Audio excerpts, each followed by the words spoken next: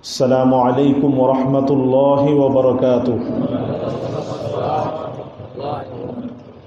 الحمد لله رب العالمين، والصلاة والسلام على سيد الأنبياء والمرسلين وعلى آله وصحبه أجمعين ومن تبعهم بإحسان إلى يوم الدين. أما بعد، فأعوذ بالله من الشيطان الرجيم. بسم الله الرحمن الرحيم. يا أيها الذين آمنوا اتقوا الله وقولوا قولا سديدا يصلح لكم أعمالكم ويغفر لكم ذنوبكم ومن يطع الله ورسوله فقد فاز فوزا عظيما. وقال تعالى: يا أيها الذين آمنوا اتقوا الله وكونوا مع الصادقين. وقال تعالى: يا أيها الذين آمنوا اتقوا الله ولتنظر نفس ما قدمت لغد واتقوا الله إن الله خبير بما تعملون. وقال تعالى: يريد الله بكم اليسر ولا يريد بكم العسر ولتكملوا العدة ولتكبروا الله على ما هداكم ولعلكم تشكرون. وقال رسول الله صلى الله عليه وسلم: لا يؤمن أحدكم حتى أكون أحب إليه من والده وولده والناس أجمعين.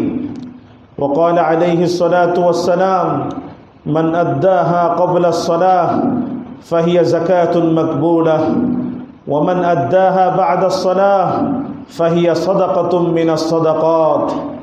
وقال عليه الصلاة والسلام: اللهم إني أسألك علما نافعا ورزقا طيبا وعملا متقبلا. وقال عليه الصلاة والسلام: اللهم إني أعوذ بك من علم لا ينفع ومن قلب لا يخشع ومن نفس لا تشبع ومن دعوة لا يستجاب لها، أو كما قال عليه الصلاة والسلام. আলহামদুলিল্লাহ, আল্লাহ তাআলার শুকর, আল্লাহ তাআলার মেহেরবানি যে আল্লাহ তাআলা আমাদেরকে পবিত্র রমজানুল মুবারকে সিয়াম সাধনায় রত থেকে পবিত্র জুমার দিন জুমার নামাজ আদায় করার উদ্দেশ্যে জুমার দিনের সকল সুন্নত আদাব পালন করে আগে আগে মসজিদে হাজির হওয়ার তৌফিক দান করেছেন। আলহামদুলিল্লাহ। পবিত্র জুমার দিনের যে সকল সুন্নত আছে, আদব আছে, এগুলো পালন করে আগে আগে মসজিদে হাজির হওয়া, উপস্থিত হওয়া, এটা বহুত বড় সাআদাত, বহুত বড় সৌভাগ্যের বিষয়, বহুত বড় ফজিলত এবং বহুত বড় মর্যাদার বিষয়। মুস্তাদে আহমদের হাদিস 2 নম্বর খণ্ডের 209 নম্বর পৃষ্ঠা এবং হাদিসের সনদ সহিহ। রাসূল করিম সাল্লাল্লাহু আলাইহি ওয়াসাল্লাম ইরশাদ করেন: মান গাসসালা ওয়াগতাসালা ওয়াগাদা ওয়াবতাকারা ওয়াদানা ফাকতারাবা ওয়াস্তামাআ ওয়ানসাত কানা লাহু বিকুল্লি খুতওয়াতিন ইয়াখতুহা আজরু কিয়ামি সানাতিন ওয়া সিয়ামিহা। আল্লাহ রাসূল সাল্লাল্লাহু আলাইহি ওয়াসাল্লাম বলেন, যে ব্যক্তি জুমার দিন গোসল করে, ভালোভাবে গোসল করে এবং তাড়াতাড়ি অতি দ্রুত মসজিদে চলে আসে এবং যত বেশি সম্ভব হয় ইমামের নিকটবর্তী হয়ে বসে এবং ইমাম যখন খুতবা শুরু করে মনোযোগ দিয়ে শ্রবণ করে এবং নীরব থাকে, তো আল্লাহ রাসূল বলেন, যে ব্যক্তি জুমার দিনে আমলগুলো করে সে যত কদম পায়ে হেঁটে মসজিদে আসে, যত কদম পায়ে হেঁটে মসজিদে আসে, প্রত্যেক কদমের বিনিময়ে আল্লাহ তাআলা তার আমল নামায় 1 বছর নফল রোজা এবং 1 বছর তাহাজ্জুদ পড়ার সওয়াব আল্লাহ তাআলা তার আমল নামায় লিখে দেন। এই জন্য আল্লাহ তাআলা আমাদেরকে জুমার দিনে সকল সুন্নত ও আদাব পালন করে আগে আগে মসজিদে হাজির হওয়ার তৌফিক দিয়েছেন। দিল থেকে আমরা শুকর আদায় করি আলহামদুলিল্লাহ। আল্লাহুম্মা মা আসবাহা বি মিন নি'মা আও বি আহাদিন মিন খালকিক ফামিনকা ওয়াহদাক লা শারীকা লাক ফালাকাল হামদ ওয়া লাকাশ শুকর। আজকে আমরা একটি গুরুত্বপূর্ণ বিষয় নিয়ে কিছু জরুরি কথা আরজ করার চেষ্টা করব ইনশাআল্লাহ। যেহেতু আমরা রমজানুল মুবারক এই মাসের একেবারে শেষ লগ্নে, শেষ মুহূর্তে চলে এসেছি এবং এই মাসটি যখন শেষ হবে তখন ঈদুল ফিতর, পবিত্র ঈদের দিন আমাদের মাঝে আগমন হবে ইনশাআল্লাহ। তো যেহেতু রমজানের শেষ মুহূর্তে এবং ঈদের একেবারে সন্নিকটে এই মুহূর্তে আমরা আছি, এই জন্য আজকে আমরা রমজানের এই শেষ মুহূর্তটা আসলে আমাদের কিভাবে অতিবাহিত করা উচিত, কিভাবে আমাদের এই সময়টাকে কাটানো উচিত, এবং সেই সাথে ঈদের প্রস্তুতি আমাদের কিভাবে নেওয়া উচিত, ঈদের দিন আমাদের কি কি কাজ করা উচিত, কোন কোন কাজগুলো আল্লাহ রসুল সাল্লাল্লাহু আলাইহি ওয়াসাল্লাম এবং সাহাবায়ে কেরাম করতেন এবং আমাদেরকে করতে বলেছেন। যেমন তার মধ্যে একটি সাদাকাতুল ফিতরও আছে। এই সকল বিষয়কে সামনে রেখেই কিছু জরুরি কথা আরজ করার চেষ্টা করব ইনশাআল্লাহ। আমি সবার কাছে দোয়া চাই, আল্লাহ যেন সহি বলার, সহজভাবে বলার তৌফিক দান করেন। প্রথম কথা, রমজানুল মুবারক শুরু হয়েছিল, কিন্তু দেখতে দেখতে রমজানুল মুবারকের দিনগুলো শেষ হয়ে যাচ্ছে। আজকে 27 রোজা, যদি চাঁদ দেখা না যায় তাহলে তো 30 রোজা হবে, নতুবা তো চাঁদ দেখা গেলে 29 রোজা হবে। একেবারেই এই শেষ মুহূর্তে আমরা চলে এসেছি। যত বেশি শেষ মুহূর্তে আমরা আসি, যত বেশি রমজানের শেষ লগ্নে আমরা আসি, আমাদের মধ্যে গাফলত এবং উদাসীনতা বেড়ে যায়। গাফলত এবং উদাসীনতা বেড়ে যায়। রমজানের গুরুত্ব এবং পবিত্রতা, মর্যাদার কথা আমরা ভুলে যাই। যত বেশি শেষ লগ্নে আমরা চলে আসি, তত বেশি আমাদের মধ্যে এই হালত তৈরি হতে থাকে। অথচ আমাদের মধ্যে এই অবস্থা তৈরি হওয়া উচিত না, বরং উল্টো অবস্থা তৈরি হওয়া উচিত যে রমজানুল মুবারক তো চলে যাচ্ছে, আমার জীবন থেকে হারিয়ে যাচ্ছে, আমার তো জানা নাই এই রমজান তো আমি পেয়েছি, আগামী রমজান আমি পাবো কিনা আমি তো জানি না। আমরা কি কেউ বলতে পারি আগামী রমজান আমরা পাবো? কেউ বলতে পারি না। আল্লাহ তো বলেছেন কোরআনুল কারিমে, ওয়ালা তাদরি নাফসুম মাযা তাকসিবু গাদা। কোনো মানুষই জানে না যে আগামীকালকে তার কি হবে, আগামীকালকে সে কি করবে, এটাই তো সে জানে না। আমি তো জানি না আগামী দিনে আমার কি হবে, আগামীকালকের দিনটা আমার কিভাবে অতিবাহিত হবে, এটাই তো আমি জানি না। তাহলে আগামী রমজান পর্যন্ত আমি থাকবো নাকি থাকবো না, আগামী রমজান পর্যন্ত আল্লাহ তাআলা আমার হায়াত রেখেছেন কি রাখেন, এটা তো আমার জানার প্রশ্নই আসে না। তো এই জন্য শেষ মুহূর্তে আমাদের গাফলত, উদাসীনতা বেড়ে যায়। কিন্তু আসলে এই মুহূর্তে আমাদের উল্টোটা হওয়া উচিত যে আমার জীবনে এই রমজান আল্লাহ দান করেছেন, ভবিষ্যতে আর রমজান মাস আমরা পাবো কিনা জানি না। এই যে রমজানটা চলে যাচ্ছে, আমি কি এই রমজানের খায়ের বরকত হাসিল করতে পেরেছি, এই রমজানের খায়ের বরকত আমি অর্জন করতে পেরেছি? সর্বোপরি এই রমজানে যে আল্লাহ দান করলেন আমাকে পরিশুদ্ধ করার জন্য, পবিত্র করার জন্য, আমি কি পবিত্র পরিশুদ্ধ হতে পেরেছি?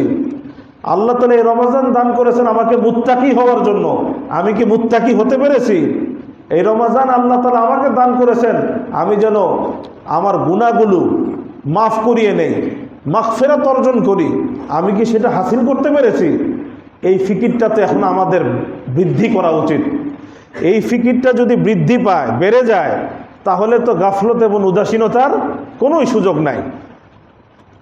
বিশেষত রাসূল করিম সাল্লাল্লাহু আলাইহি ওয়াসাল্লাম আমাদেরকে সাবধান করেছেন, যে হাদিসটা আমি রমজান শুরু হওয়ার আগে শুনিয়েছিলাম। আল্লাহ রসুল আমাদেরকে সাবধান করেছেন যে রমজান যেন এমনভাবে আমাদের থেকে বিদায় না নেয় যে আমি রমজানের খায়ের বরকত এবং মাগফিরাত হাসিল করতে পারলাম না। যদি আমি এইভাবেই রমজান আমার থেকে বিদায় নিল যে রমজানের মাগফিরাত এবং ক্ষমা আমি হাসিল করতে পারলাম না, তাহলে আমার জন্য ধ্বংস, বরবাদি, বঞ্চনা ছাড়া আর কিছু নাই। আল্লাহ আমাদের সবাইকে হেফাজত করেন। আমরা একটা হাদিস রমজান শুরু হওয়ার আগেই শুনিয়েছিলাম, আজকে আবারও এই হাদিসটা শোনাবো ইনশাআল্লাহ, যাতে আমাদের মধ্যে শেষ মুহূর্তে একটু চেতনা তৈরি হয়, আমাদের মধ্যে যেন একটু প্রেরণা তৈরি হয়।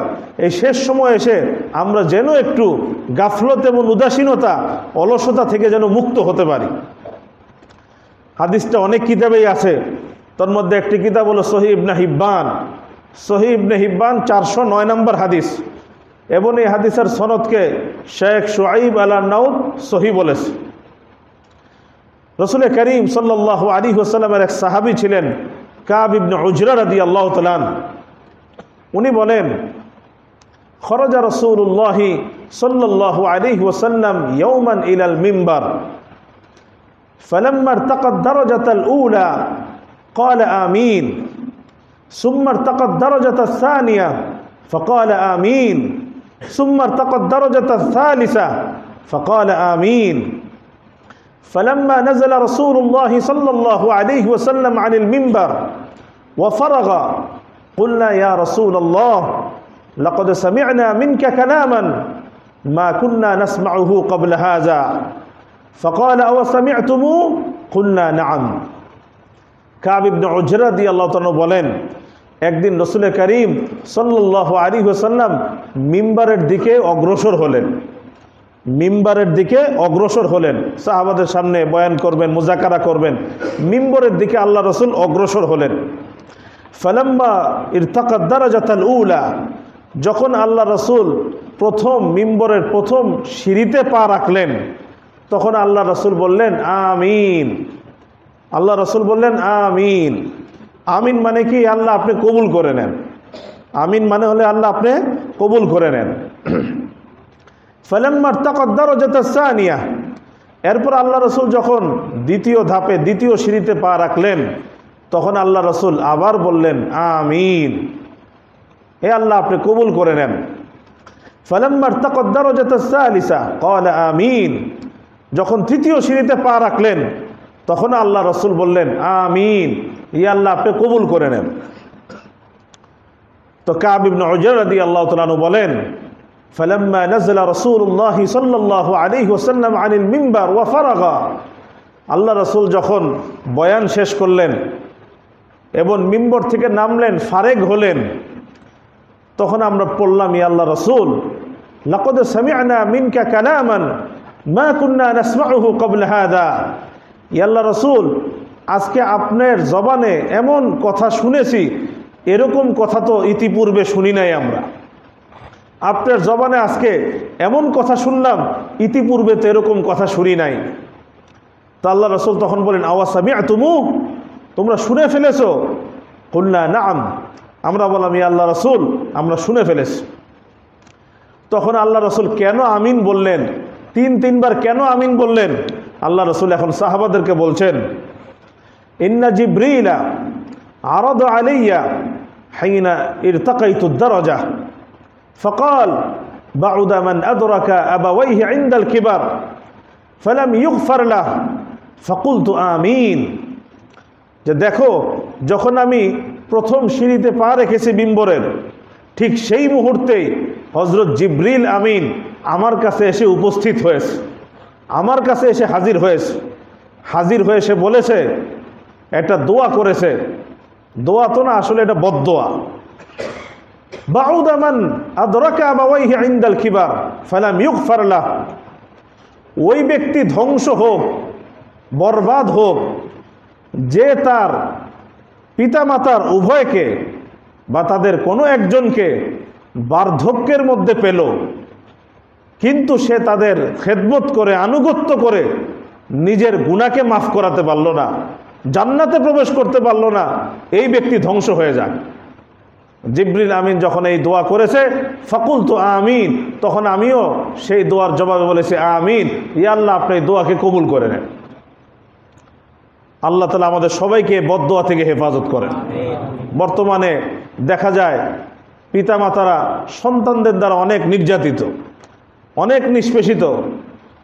সন্তানরা বিভিন্নভাবে পিতামাতাকে কষ্ট দেয়। এটা এখন আমাদের সমাজের একটা বাস্তবিক ব্যাপক চিত্র হয়ে দাঁড়িয়েছে। এমনকি যেটা পশ্চিমা দেশের অভিশাপ ছিল এটা এখন এই দেশেও এসে গেছে। পিতামাতা যখন বার্ধক্যে উপনীত হয় তখন তাদের খেদমত আনুগত্যের মাধ্যমে যেখানে জান্নাত পাবে, আল্লাহর মাগফিরাত ক্ষমা অর্জন করবে, এই চেতনা এবং প্রেরণা থাকা দরকার ছিল। সেটার পরিবর্তে এখন দেখা যায় পিতামাতা যখন বার্ধক্যে উপনীত হয়, আমাদের এই দেশেও দেখা যায় তাকে তার মুসিবত থেকে বাঁচার জন্য তাকে বৃদ্ধাশ্রমে পাঠিয়ে দেওয়া হয়। নাউযুবিল্লাহ মিন যালিক। এই দেশেও এটা শুরু হয়েছে। পিতামাতার আজমত এবং সম্মান মহত্ব দিল থেকে কমে গেছে, ফলে এই সমস্ত ঘটনা ঘটছে। তো আল্লাহ রসুল বলেছেন জিবরিল দোয়া করেছে পিতামাতাকে বার্ধক্যে পেল কিন্তু তাদের খেদমতের মাধ্যমে নিজের গুনাহকে মাফ করাতে পারলো না, ওই ব্যক্তি ধ্বংস।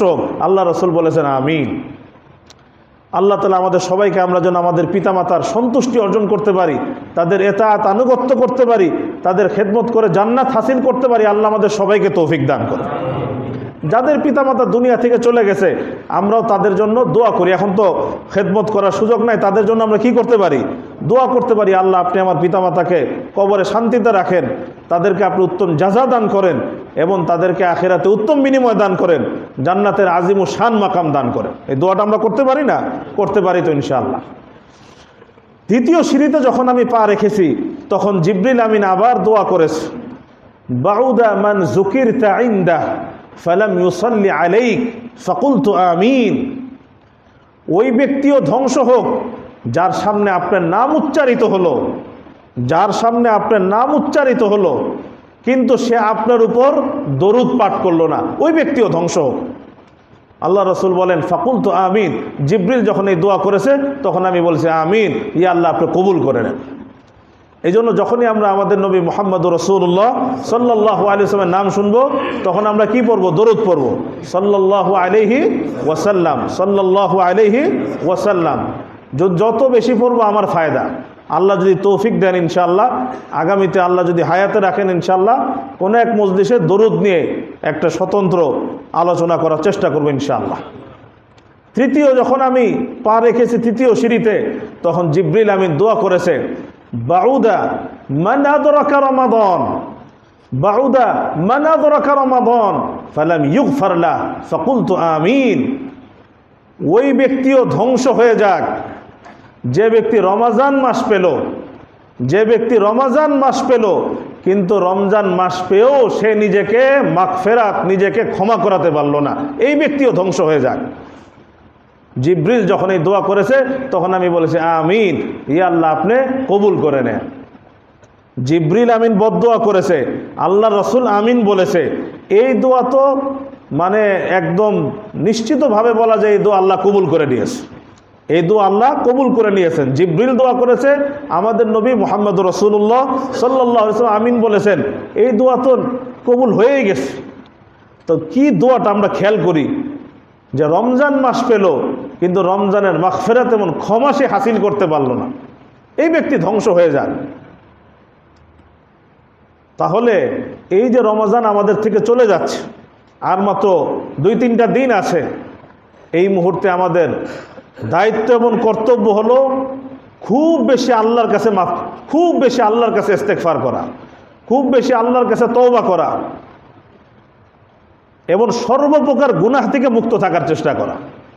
সর্বপ্রকার গুনাহ থেকে মুক্ত থেকে আল্লাহর কাছে খুব বেশি তওবা ইস্তেগফার করা, যে আল্লাহ আপনি রমজান মাস দান করেছিলেন, আল্লাহ আমার দ্বারা অনেক ত্রুটি হয়ে গেছে, বিচ্যুতি হয়ে গেছে, অতীত জীবনে আমার দ্বারা বড় ভুল হয়ে গেছে, আল্লাহ আপনি মেহেরবানি করে মাফ করে দেন, আমাকে মাফ করে দেন, আমার পরিবার সন্তান সন্ততিকে মাফ করে দেন, মুহাম্মদ সাল্লাল্লাহু আলাইহি ওয়াসাল্লামের প্রত্যেকটা উম্মতকে মাফ করে দেন।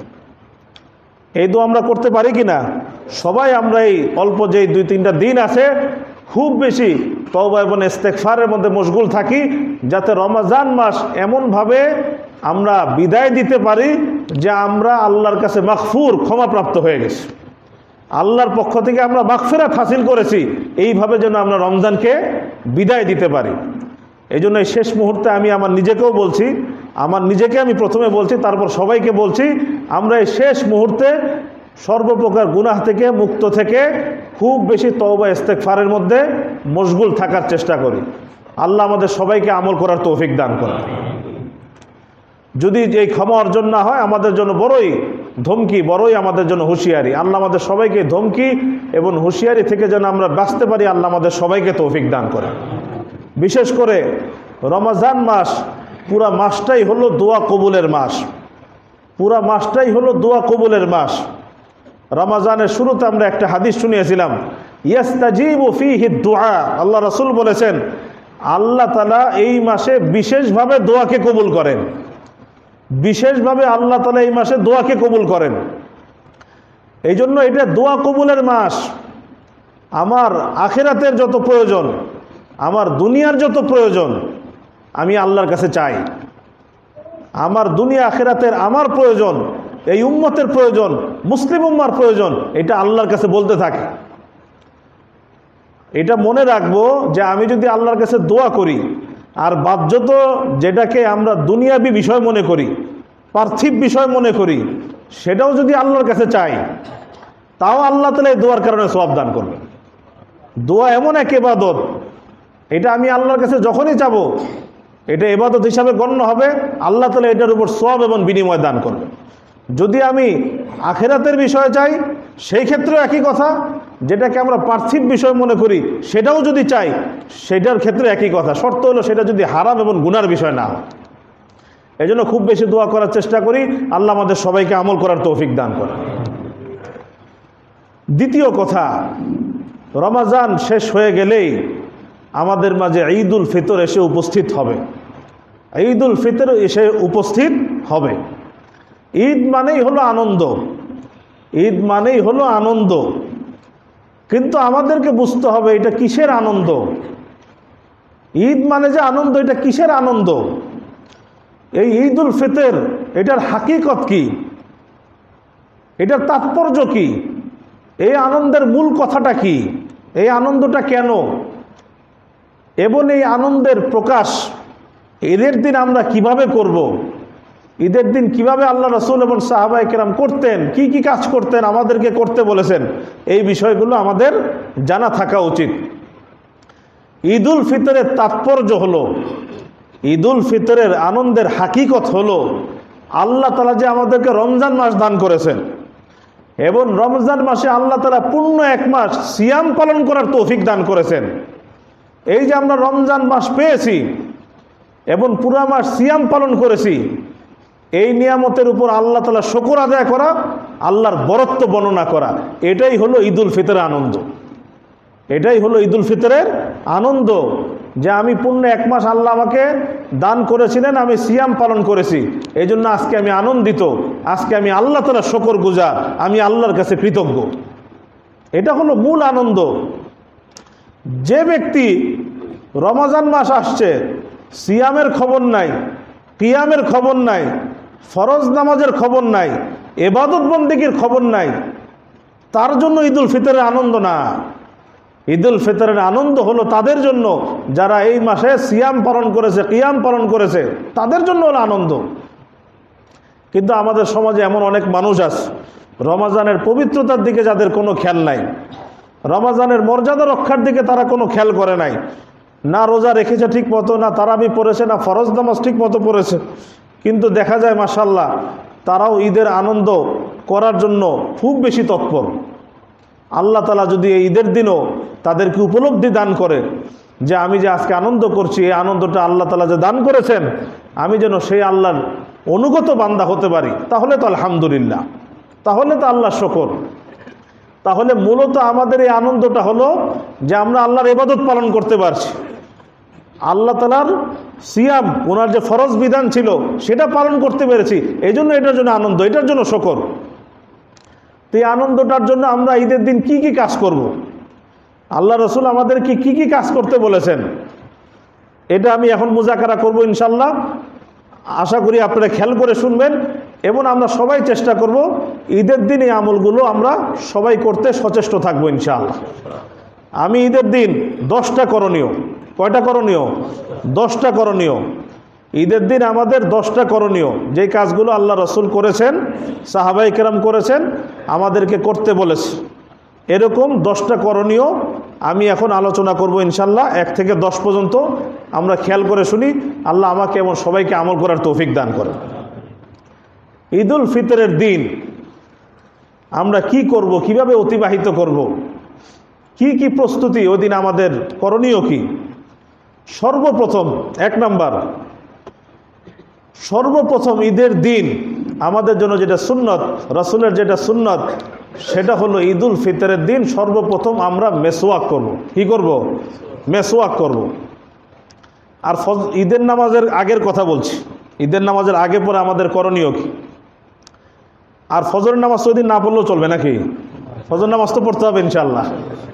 দেখা যায় যে ফজরের নামাজে মুসল্লি কম, কিন্তু ঈদের নামাজে মসজিদ ভরা, এমন হওয়া উচিত না। আমাদের ফজরের নামাজেও যেন ঈদের নামাজের মতো মুসল্লি হয়, হবে তো ইনশাল্লাহ। আল্লাহ সবাইকে তৌফিক দান করেন। তো ঈদের দিন ঈদের নামাজের আগে আমাদের প্রথম করণীয় হলো আমরা মেসওয়াক করব। কি করব? মেসওয়াক করব। মুসান্নাফে আব্দুর রাজ্জাক হাদিস নম্বর 5745 قال عمر بن عبد العزيز أما إن من السنة السواك في يوم العيد كهيئته في يوم الجمعة وقال ابن المسيب السواك في يوم العيد سنة। হযরত ওমর ইবনে আব্দুল আজিজ রাহিমাহুল্লাহ বলেন, নিশ্চয় সুন্নতের অন্তর্ভুক্ত এটাও আসওয়াক ফি ইয়াউমিল ঈদ, ঈদের দিন মেসওয়াক করা। ঈদের দিন কি করা? মেসওয়াক করা। কাহাইয়াতি ফি ইয়াউমিল জুমআ, যেমনি ভাবে জুমার দিনে মেসওয়াক করা সুন্নত, ঠিক তদ্রুপ ঈদের দিনও মেসওয়াক করা সুন্নত। وقال ابن المسيب السواك في يوم العيد سنة। সাঈদ ইবনুল মুসাইয়িব রাহিমাহুল্লাহ উনিও বলেছেন ঈদের দিন মেসওয়াক করা সুন্নত। এজন্য আমরা ঈদের দিন প্রথম কাজ হলো আমরা ঈদের নামাজে আসার আগে ভালো মতো মেসওয়াক করব। যাদের মেসওয়াক আছে আলহামদুলিল্লাহ, যাদের মেসওয়াক নাই আমরা মেসওয়াক সংগ্রহ করে নেওয়ার চেষ্টা করব। আল্লাহ সবাইকে তৌফিক দান করে। মেসওয়াক করার পরে আমাদের দ্বিতীয় কাজ হলো আমরা ভালোভাবে গোসল করব। কি করব? ভালোভাবে গোসল করব। এটাও ঈদের দিনের সুন্নত, গোসল করা। মুসান্নাফ ইবনে আবি শায়বা 5822 নম্বর হাদিস, 5822 নম্বর হাদিস। জাজান রাহিমাহুল্লাহ একবার হযরত আলী রাদিয়াল্লাহু তাআলার কাছে আসলেন, এসে প্রশ্ন করলেন গোসল সম্পর্কে, গোসল সম্পর্কে প্রশ্ন করলেন। তা আলী রাদিয়াল্লাহু তাআলা তাকে উত্তর দিলেন, অনেক কথাই বলেন, তার মধ্যে একটা কথা এটা বললেন, আল গুসলু ইয়াউমাল ফিতর ওয়া ইয়াউমাল আদহা, অবশ্যই ঈদুল ফিতরের দিন গোসল করবা এবং ঈদুল আজহার দিন গোসল করবা, এটা অবশ্যই করবা।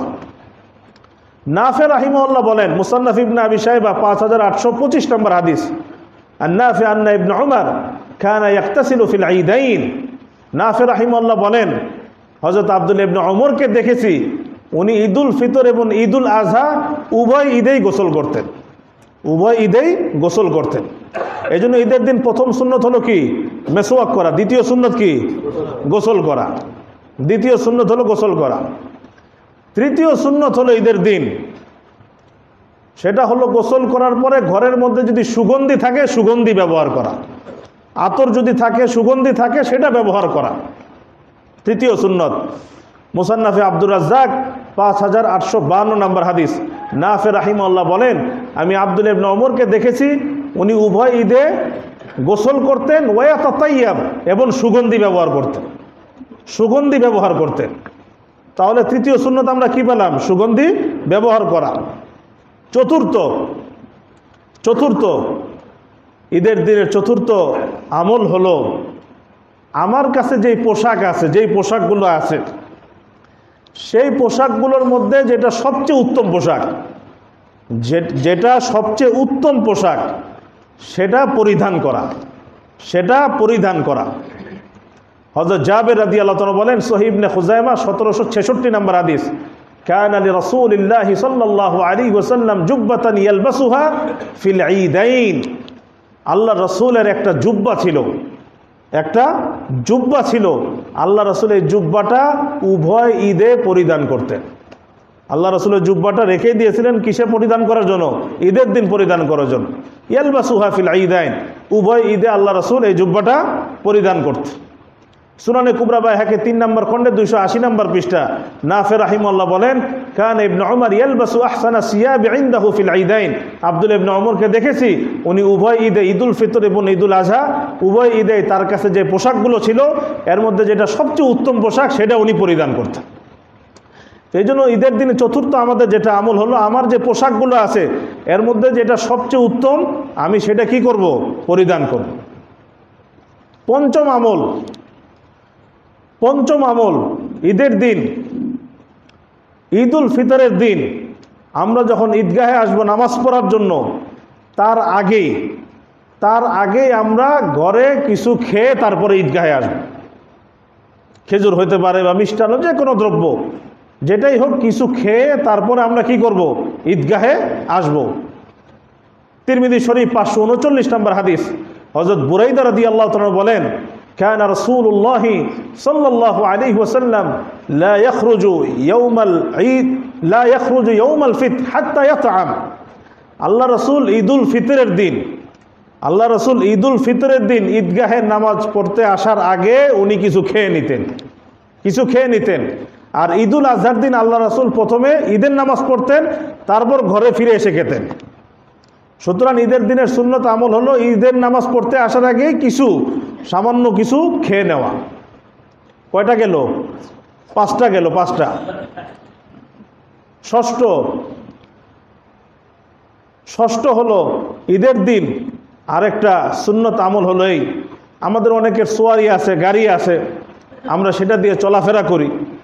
তবে ঈদের দিন মাসনুন হলো এই যে আমরা যখন ঈদের নামাজ পড়তে আসব তখন আমরা পায়ে হেঁটে পদব্রজে আমরা ঈদগাহে উপস্থিত হব।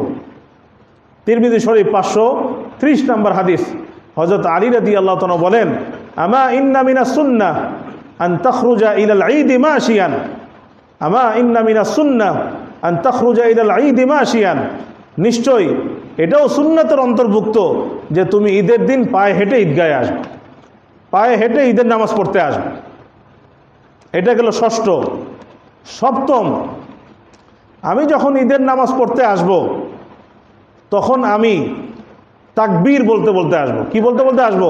তাকবীর। আল্লাহু আকবার, আল্লাহু আকবার, লা ইলাহা ইল্লাল্লাহু, আল্লাহু আকবার, আল্লাহু আকবার, ওয়ালিল্লাহিল হামদ। কোরআনুল কারীমে আল্লাহ বলেছেন সূরা বাকারার 185 নম্বর আয়াত, ওয়ালিতুকমিলুল ইদ্দাহ ওয়ালিতুকাব্বিরুল্লাহা আলা মা হাদাকুম ওয়া লাআল্লাকুম তাশকুরুন।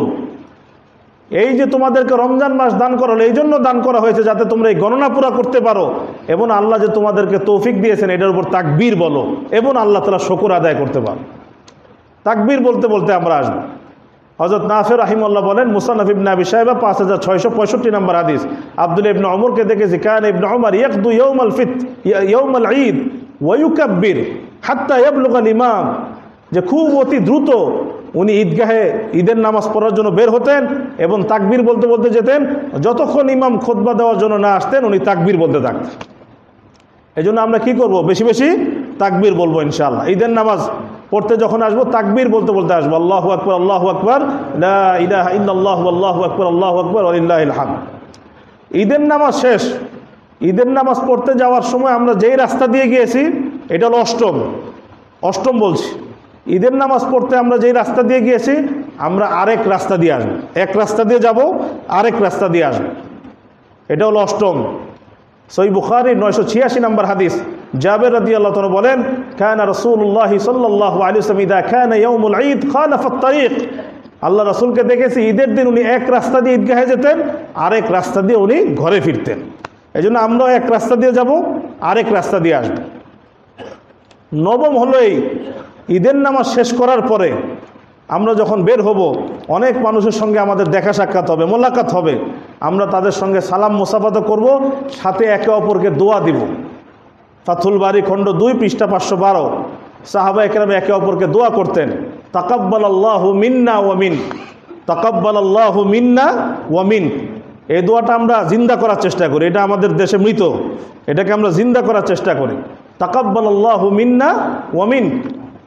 আমার সাথে একবার বলেন, তাকাব্বালাল্লাহু মিন্না ওয়া মিনকা, তাকাব্বালাল্লাহু মিন্না ওয়া মিনকা। তো আমরা ঈদের দিন যখন মোলাকাত হবে একে অপরের সাথে সালাম মুসাফা করবো এবং এই দোয়া দিব, তাকাব্বালাল্লাহু মিন্না ওয়া মিন। অর্থ হলো আল্লাহ আমার থেকেও কবুল করে নেন, আমাদের থেকেও কবুল করে নেন, তোমার থেকেও কবুল করে নেন। এই যে আমরা সিয়াম পালন করেছি, রমজান মাসে ইবাদত করেছি, আল্লাহ সব যেন কবুল করে নেয়, আমারটাও কবুল করে নেয়, তোমারটাও কবুল করে নেয়। এটাকে আমরা জিন্দা করার চেষ্টা করব। আল্লাহ আমাদের সবাইকে আমল করার তৌফিক দান করে। এটা হলো নবম গেল। দশম হলো ঈদের নামাজের আগেই আমরা চেষ্টা করব সদকাতুল ফিতর আদায় করা। কি আদায় করা? যেটাকে আমরা সংক্ষেপে ফিতরাও বলি, এটাকে বলে সাদাকাতুল ফিতর। এটাকে আমরা আদায় করব। সদকাতুল ফিতরকে আমরা আদায় করব, ঈদের নামাজের আগেই চেষ্টা করব আদায় করার। না পারলে পরেও সুযোগ আছে করার, কিন্তু আগে করলে এটার সওয়াব বেশি, উত্তম। সদকাতুল ফিতর বিস্তারিত আমরা হুজুরের কাছ থেকে জেনে নেব ইনশাআল্লাহ। আমি সংক্ষেপে 2-3টা কথা বলে দিই। সদকাতুল ফিতর, আল্লাহ আমাদেরকে যাদেরকে নেশাব পরিমাণ সম্পদ দিয়েছে, যাদেরকে আল্লাহ নেশাব পরিমাণ সম্পদ দিয়েছে, মৌলিক প্রয়োজনের বাইরে যার কাছে এই পরিমাণ সম্পদ আছে, 52.5 তোলা রূপার সমপরিমাণ মূল্যের, তার উপর সদকাতুল ফিতর ওয়াজিব হয়ে যাবে। সদকাতুল ফিতর ওয়াজিব হয়ে যাবে। টাকা পয়সা হোক, সোনা রূপা হোক, অলংকার হোক, এমন ঘর বাড়ি আছে তার যেটা তার বসবাসের কাজে আসে না, ঘরের মধ্যে অপ্রয়োজনীয় এরকম আসবাবপত্র আছে, সব মিলিয়ে যদি তার 52.5 তোলা রূপার সমপরিমাণ মূল্য পরিমাণ সম্পদ যদি থাকে, তার উপর সদকাতুল ফিতর ওয়াজিব হয়ে যাবে। সে নিজেও নিজের পক্ষ থেকে আদায় করবে, নিজের যদি নাবালেগ সন্তান থাকে তাদের পক্ষ থেকেও আদায় করবে, তাদের পক্ষ থেকে আদায় করবে। দ্বিতীয়, সদকাতুল ফিতর যে আদায় করবে, কি দিয়ে আদায় করবে? আল্লাহ রসুল 5 প্রকার খাদ্যের কথা বলেছে। জব, কিশমিশ, পনির, খেজুর, আটা বা গম, এই 5 প্রকার খাদ্যের কথা বলেছে। গম হলে আধা সা, অন্যগুলো হলে 1 সা, অন্যগুলো হলে 1 সা। তো বর্তমানে যে হিসাব দেখা গিয়েছে, সর্বনিম্ন ফেতরা এই বছর 110 টাকা সর্বনিম্ন, কিন্তু সর্বোচ্চ হলো 2805 টাকা। 2805 টাকা সর্বনিম্ন হলো 110 টাকা, আর সর্বোচ্চ হলো 2805 টাকা। তা আমরা, আল্লাহ আমাদেরকে যাদের সম্পদ দিয়েছে, আমরা কি 110 টাকায় দিব? এরকম হওয়া উচিত। আল্লাহ যাদেরকে সামর্থ্য দিয়েছে, আমরা সর্বোচ্চটাই আদায় করার চেষ্টা করব ইনশাআল্লাহ। তৃতীয় কথা হলো, সদকাতুল ফিতর আমরা যে আদায় করব, কেন আদায় করব? এই যে আমরা সিয়াম পালন করেছি, সিয়ামের মধ্যে অনেক বেহুদা কথা আমরা বলেছি না, অনেক অশ্লীল কথা কাজ তো আমাদের দ্বারা হয়ে গেছে আমাদের দ্বারা। তা আল্লাহ রসুল সাল্লাল্লাহু আলাইহি ওয়াসাল্লাম ইরশাদ করেন, সুনানে আবু দাউদ 1609 নম্বর হাদিস, ফরদ রাসূলুল্লাহ সাল্লাল্লাহু আলাইহি ওয়াসাল্লাম যাকাতুল ফিতর তুহরান লিসিয়াম মিনাল লাগবি ওয়ার রাফাস। সদকাতুল ফিতরের বিধান আল্লাহ রাসূল এই জন্যই দিয়েছে, রোজার হালতে যে কিছু বেহুদা অশ্লীল কথা হয়েছে, যখন বান্দা সদকাতুল ফিতর আদায় করবে, আল্লাহ তাআলা সেই বেহুদা কথা অশ্লীলতা থেকে সিয়ামকে পবিত্র করে দিবেন। ওয়াতু'মাতান লিল মাসাকিন, আর ঈদের দিন আমরা সবাই একটু ভালো থাকবো, ভালো খাবো, ওই দিন যেন মিসকিনরাও যেন একটু ভালো জিনিস খেতে পারে, এই জন্য আল্লাহ রাসূল সদকাতুল ফিতরের বিধান দিয়েছে। এই জন্য আমরা খুশি মনে দিল থেকে সদকাতুল ফিতর আদায় করবো ইনশাআল্লাহ। আরও বিস্তারিত যদি জানতে চাই, আমাদের হুজুর আছেন, সবসময় থাকেন এখানে, ওনার সাথে আমরা বসে সদকাতুল ফিতর সম্পর্কে জেনে আমরা সঠিকভাবে সদকাতুল ফিতর আদায় করার চেষ্টা করবো ইনশাআল্লাহ। আল্লাহ তাআলা যা বলল আমাদের সবাইকে বুঝার, আমল করার তৌফিক দান করেন। ওয়া আখিরু দাওয়ানা আনিল হামদুলিল্লাহি রাব্বিল আলামিন। যারা সুন্নাত পড়তে পারেন সুন্নাত পড়েন।